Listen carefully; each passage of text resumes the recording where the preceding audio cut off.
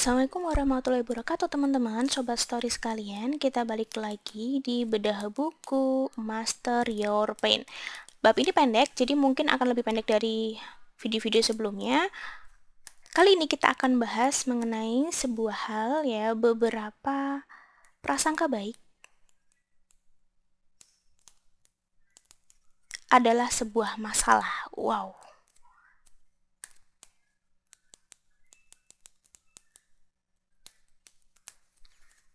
Oke teman-teman, jadi buku ini memang kita belajar mengenai analogi-analogi terbalik yang mungkin sangat tidak umum di masyarakat, tapi efektif banget memberikan perspektif baru bagaimana kita mengatasi rasa sakit yang ada dalam hidup ini. Oke teman-teman, saya akan awali buku ini di bab ke-8, yaitu beberapa prasangka baik ada masalah, diawali dengan kisah dari perang Falkland tahun 1982. Teman-teman bisa googling sendiri ya. Ada dua hal yang dibahas, yaitu mengenai misperception and overconfidence, di mana gabungan dua hal ini antara misperception dan overconfidence itu membawa masalah yang cukup fatal. Jadi ini ceritanya membuat keputusan untuk menginvasi pulau ya, yang pemimpin junta militernya. Tapi kemudian karena militernya itu ada misperception sama overconfidence, endingnya malah gagal total. Nah, oke, maksudnya gimana ini? Jadi yang dibahas itu adalah misperception gabungan dengan overconfidence. Itu menjadi sesuatu yang fatal karena ini akan membawa pada bombardir pada hal-hal yang baik-baik saja. Misalnya, sebuah perusahaan atau sebuah komunitas itu sebenarnya ada masalah. Cuman mereka menolak itu. Ya, saya dulu pernah bekerja di sebuah perusahaan yang mengatakan kita tuh jaya tahun sekian, kita tuh begini. Padahal saat itu generasi millennials di sebuah perusahaan itu sudah melihat ini kalau dibiarin kayak gini, market share kita akan terus menurun. Ini kita harus menghadapi kenyataan bahwa kita sudah terlalu tua caranya. Kita harus memperbaharui cara.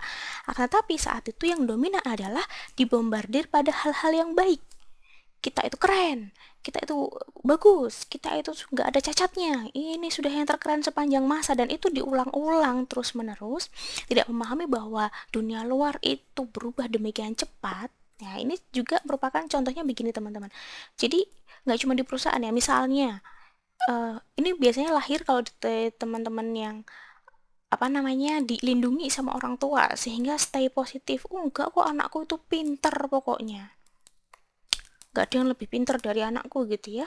Kemudian positive vibes ya, kita sudah berbicara depan ya di bab sebelumnya bahwa positive vibes ini ketika dosisnya keterlaluan ini juga sesuatu yang fatal. Hanya dikasih informasi bahwa dunia baik-baik saja, nggak ada itu. Sudahlah, yang penting kita itu kan cari makan, kita hidup damai, nggak. Jadi akhirnya menimbulkan sesuatu namanya overprotective ya. Jadi tidak pernah mendengar sedikit pun sesuatu yang buruk di dunia ini. Efeknya apa kalau kita dibombardir yang kayak begini terus menerus? Stay positif vibe, dunia itu baik-baik saja, overprotective, nggak ada, kamu aja yang lebay sih mikirin kayak gitu. Mereka tuh loh cuma pacaran, kamu tuh kok sampai bilang zina kayak gitu sih. Nah ini, jadi stay positive vibe, dunia baik-baik aja, overprotective. Ini kalau terus-terusan dibombardir, coba deh teman-teman ketika nggak pernah dengar sesuatu yang buruk sama sekali, kita cenderung akan lebih rapuh ya. Jadi endingnya ketika kita kayak begini, kita tidak menginginkan rasa sakit, tidak menginginkan atau menolak. Nah ini ingat bahwa menolak rasa sakit, menolak penghinaan, menolak keburukan ya, menolak bahwa fakta itu memang ada di dunia ini, itu sesuatu yang memang pasti ada di dunia ini, itu justru pangkal di mana kita merasakan sakit yang lebih dalam. Di situ kita justru nggak mendapatkan solusi apa-apa. Nah ini bahayanya adalah misconception sama overconfidence. Dan ini tidak pernah selalu dijauhkan oleh rasa sakit. Jadi dia tidak mengenali rasa sakit itu apa. Sehingga begitu misalnya selubung perlindungannya hilang, kemudian dia merasakan sedikit sakit, itu dia luar biasa. Guncangan pada hidupnya luar biasa.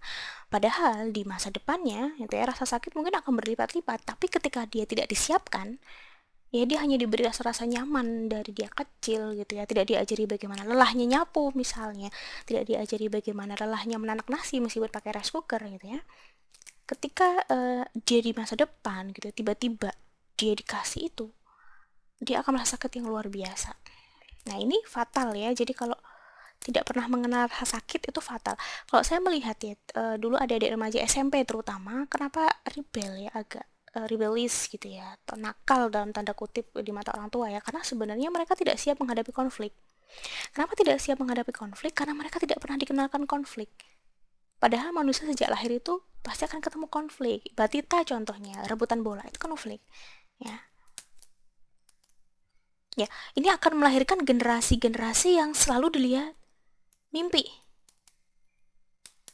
Ayo nak, kamu bisa ini. Oke dek, kamu bisa ini nih. Jadi akhirnya hidup itu dalam mimpinya sendiri, sehingga dia tidak menerima kenyataan suatu saat dia jatuh. Ya, tidak pernah dikasih informasi buruk. Padahal di dunia ini ya, dunia itu kan sebetulnya bukan surga sepenuhnya, juga bukan neraka sepenuhnya. Artinya, mengenali bagaimana karakteristik dunia sebenarnya itu penting banget buat manusia. Jadi overexpose kebaikan, hal yang bagus-bagus juga nggak bagus gitu ya.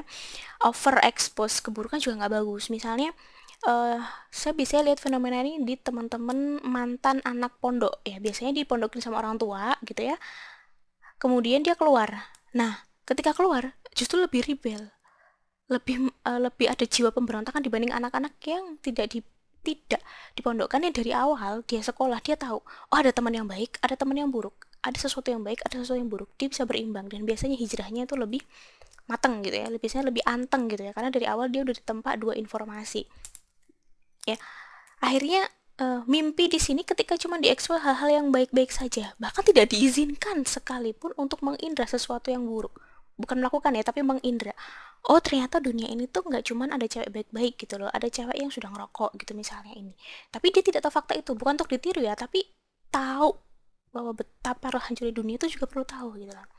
Bahwa misalnya eh, Islam itu yang baik-baik aja, kok kayak kita masih kecil gitu loh, yang penting kan ngaji, yang penting ini gitu kan. Jadi dia membayangkan sesuatu yang seremonial yang bagus-bagus aja, dia menolak fakta bahwa ada kaum muslimin di tempat lain gitu ya, ada kaum muslimin di tempat lain itu sedang dibantai gitu ya, kaum muslimin di tempat lain sedang mengalami kesulitan gitu ya, nggak semua punya privilege bisa puasa di bulan Ramadan, ini bentar lagi Ramadan gitu ya, dia nggak mau tahu gitu ya, yang tahu bahwa dia nyaman, bahwa dia berislam, dia damai gitu ya. Nah ini juga fatal, dia tidak siap dengan sesuatu yang buruk. Ini tidak siap dengan sesuatu yang buruk itu jauh lebih buruk teman-teman dibanding teman-teman yang menghadapi sesuatu yang buruk dia ketika udah siap gitu loh.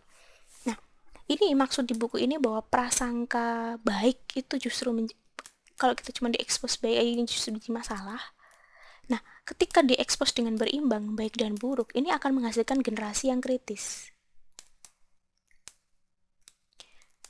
Jadi bukan suudzon teman-teman, tapi akhirnya membentuk seseorang yang waspada, yang kritis gitu ya, yang kemudian dia bisa berpikir rasional. Oh iya sih, namanya hidup ya, namanya juga hidup kan pasti ada masalah gitu loh.